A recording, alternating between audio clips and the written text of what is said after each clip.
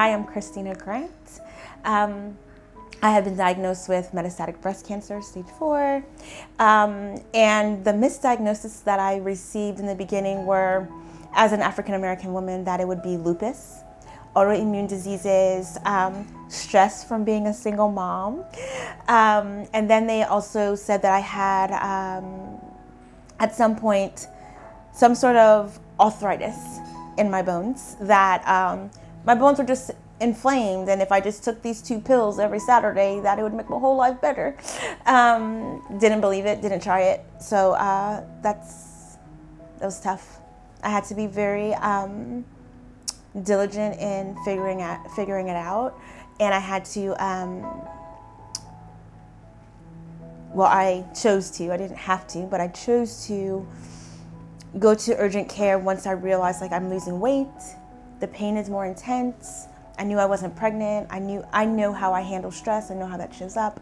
And I basically told the nurse in the urgent care, I'm not gonna leave until we get the answer to this problem. And as annoyed as she was, we got the answer. So I live in LA, so it started in LA actually a year ago. It started with me having intense pain in my lower back and my hips, and countless medical appointments just to kind of figure out what it was.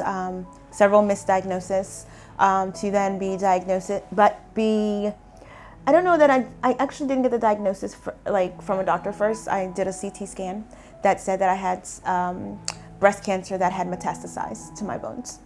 And then I went in for the actual doctor's appointment to follow up with that report, and was told that I had stage 4 metastatic breast cancer that metastasized to my ribs, my hips, and my spine, and then I had a little nodule in my lungs. And the oncologist was so hopeless that she gave me very little time to live.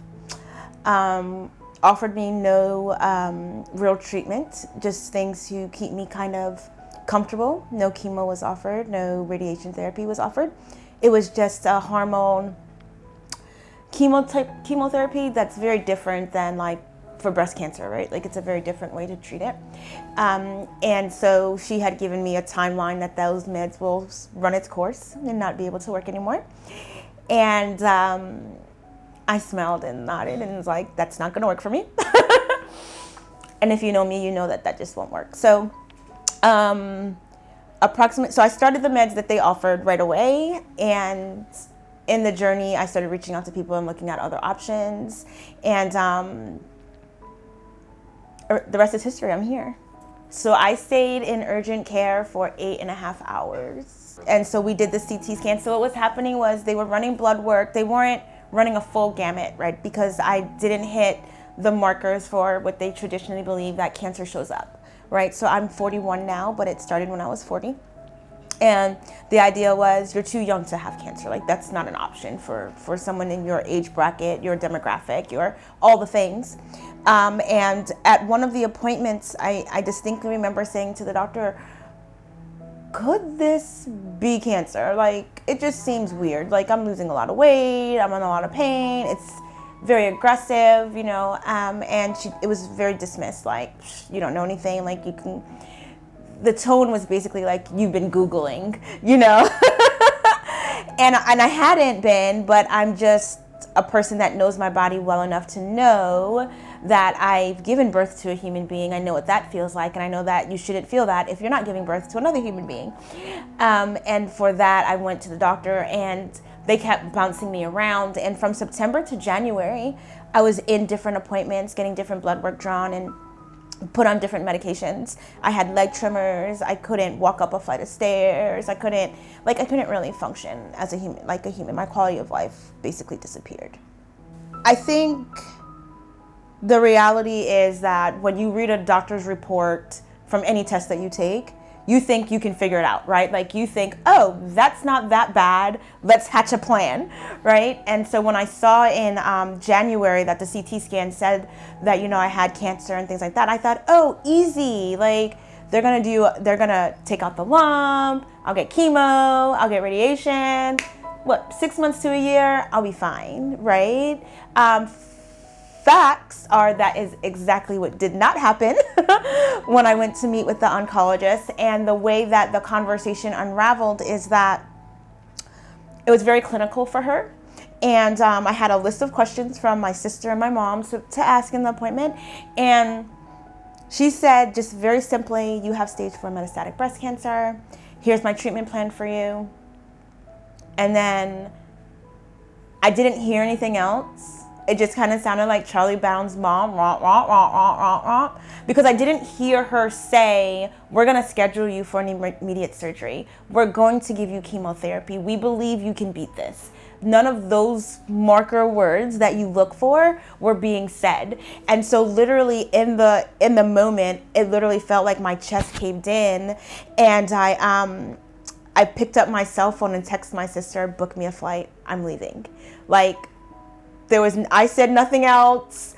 I sat there, and the doctor was going on, and I said, you know what, actually, I need you to hold on a sec. Like, you just gave me some really tragic news, and I just need to process what you're saying, because you say this all day, but it's the first time I'm hearing it, you know? And she was very frustrated by my response, and she had things to do. Like, she had her own agenda, you know? And I just sat in shock, because my response was like very human, right? I'm a human being. You just told me that I don't have that long to live, and I have a big Christian faith that I stand on, and you're playing God with my life, is how I felt, you know? And I have a child that I have to think about, and you're not taking any of those things into consideration as you're writing basically death wishes for me on paper, and not making eye contact and removing the human element from a diagnosis that changes the trajectory of any person's life.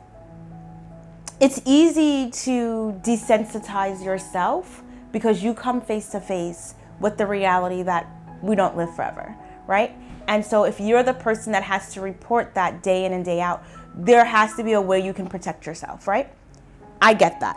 That's understandable, because otherwise you would get burnt out and you wouldn't be able to continue.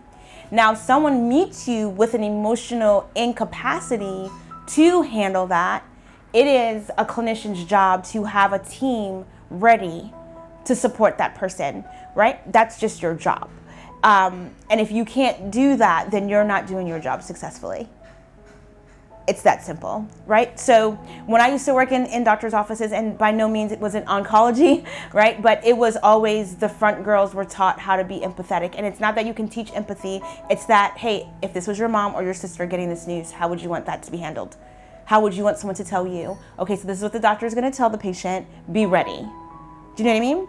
And so I think that that's really important. So I went down a lot of conversations with a lot of different places to get treatment. And I will say the thing that set VeritaLife apart from everywhere else, there was no gimmick. It was just, we hear you, we read your reports, this is what we can do for that, let us know how you want to move forward. And I think for some people, myself included, that practicality made it very easy to say, I don't need to make a decision with this title diagnosis today and empty my bank account today, because there's actually options that I can explore and really make a sound decision that's best for myself and for my family. And that was really helpful. So I want to address the treatments in a very practical way, right? I've worked in holistic offices. I understand acupuncture. I understand mind over matter. I understand like the holistic approach is a mind, body, spirit type of aspect, right? And so being that Dr. Hassani had given me an option to think about it, it gave me practical time to explore what I could in the States. So I did acupuncture, right? I was already in therapy, so I just heightened my availability to continue therapy. And I sat a lot with my faith and really tried to digest, like, if this is my time, which it could be, do I allow that to be what it is, or do I explore other options? And so it took me from, I would say I probably reached out